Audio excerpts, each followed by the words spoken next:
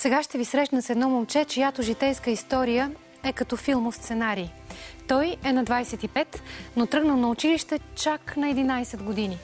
Той е 11-то дете в ромско семейство. Той е роден на сметището във врачанското село Търнава. Детството му минава в пълна мизерия. Всички спят в една стая и ядат основно качамак. Отива в социален дом по собствено желание. Днес той е студент, вечно усмихнат и с хубави дрехи. Най-важното, той е с поглед в бъдещето. Той е Николай Бенчев и ми е приятно да го посрещна тук при нас. Здравей, Ники! Добре дошъл тук при нас. Какво учиш във Велико Търново? Уча във Велико Търновски университет социални дейности. Трети курс. Интересно ли ти е? Интересно ми е, защото всеки човек има своето призвание. Аз смятам, че съм призван да помагам на хората. Когато завърши 11-ти клас, понеже си завършил шивашко училище, отиде и си купи плат и си направи сам костюм за бала. Откъде взе пари, за да си купиш плат? Аз работих в едно шивашко предприятие през лятото. Остава там 2-3 месеца и викам какво да правя, да се шляя из улиците. По-добре да отида да помогна на себе си, тъй като родителите ми не могат да ме издържат, социално слаби са и единственото, което трябваше да направя, да разчитам на себе си. Работех там и викам, тъй ще завърша в това училище, професионална гимназия по облекло. Защо да не си ушия един костюм? Добре ли ти се получи? Да. Само риската си купих. Що? Шиеш ли си дрехи и до днес? Някой кара ли да му шие? Много. По принцип, не че напоследък съм много нервен и така, когато почна да глада риза, от единия край се получава, от другия се сгъва. Защо си нервен, Ники? Живота ни изнерва. Всеки един човек е... Просто обстоятелствата изнерват хората, безпаричието. Виж, ти трябва да си много горд с това, което си постигнал и тази усмивка, която имаш и до днес, да не слиза от лицето ти. Кажи ми все пак, как се измъкна от гетото? Аз произхождам от бедно ромско семейство, 11-то дете съм, из Търсака. Из Търсака? Из Търсака, да. По Господ има, за всеки план и смятам, защото да излезе от самото гето, човек трябва първо да желае това и аз го пожелах.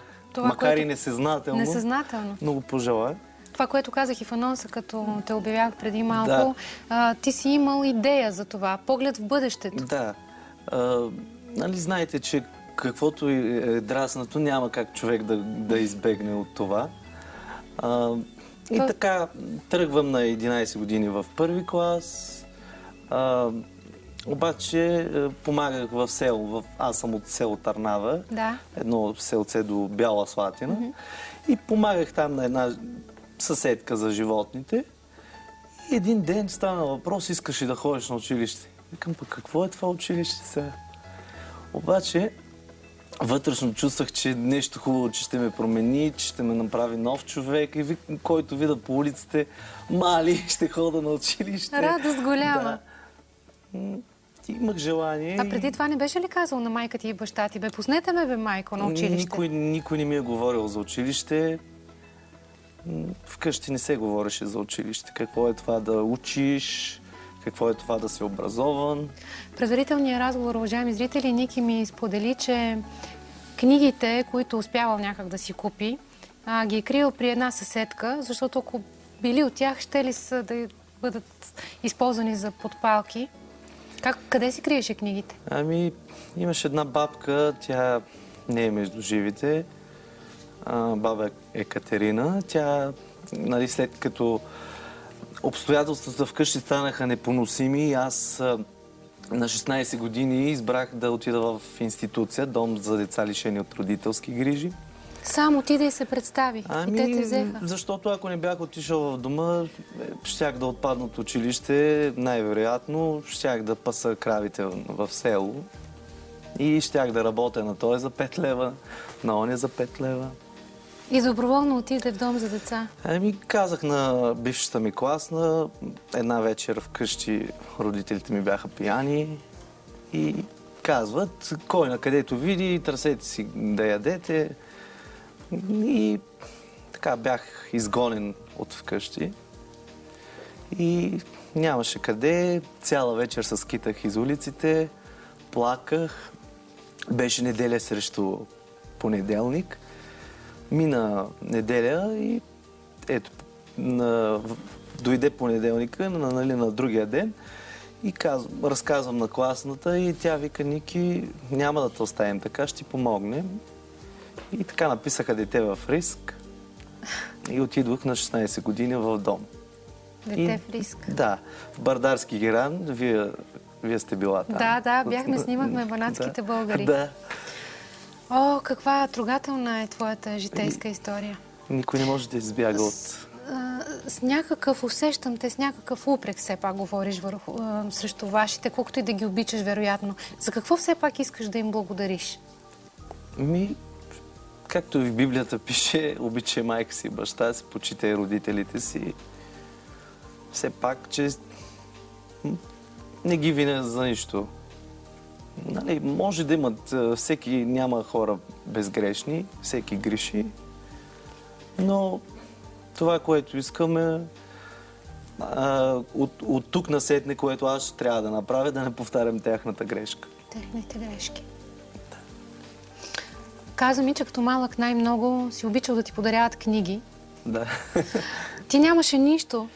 Нямаше играчки, нямаше дрехи. Защо книги точно? Кога за първи път усети тази нескончаема любов към книгите?